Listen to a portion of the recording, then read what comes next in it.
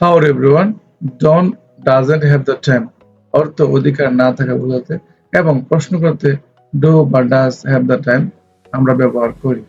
যেমন I don't have the right to say this আমার এটি বলার অধিকার নেই। You don't have the right to enter তোমার প্রবেশ করার অধিকার নেই।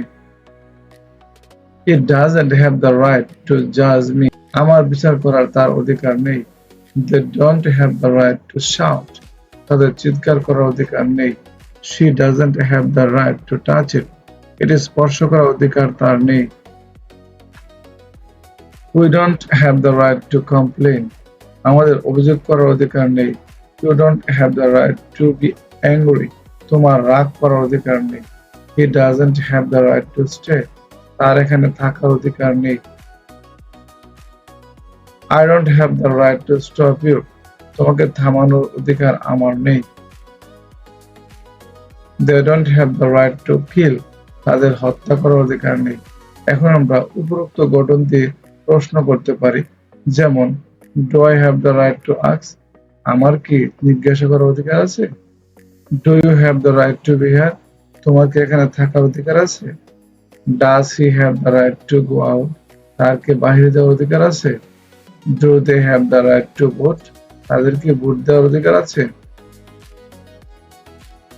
Does she have the right to choose তার কি পছন্দ করার অধিকার আছে? Do you have the right to protest আমাদের কি প্রতিবাদ করার অধিকার আছে? Do you have the right to call me আমাকে ফোন করার কি তোমার অধিকার আছে? Does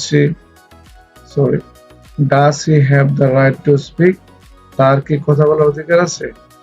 Do I have the right to know the truth আমার কি সত্য জানার অধিকার আছে? Does she have the right to meet him তার কি তার সাথে সাক্ষাৎ করার অধিকার আছে? মনে রাখবে he she it এর ক্ষেত্রে নেতিবাচক করতে doesn't এবং প্রশ্ন করতে does বসে।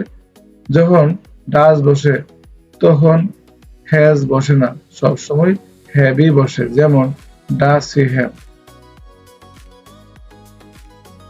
ডিয়ার স্টুডেন্ট, উপরের বাক্যগুলো প্র্যাকটিস করে থাকলে নিজে নিজে এরকম আরো 5টি বাক্য তৈরি করো এবং বলো, এবং উপরের সবগুলো বাক্য বারবার প্র্যাকটিস করো এবং তোমার ইংরেজির দক্ষতা বাড়াও।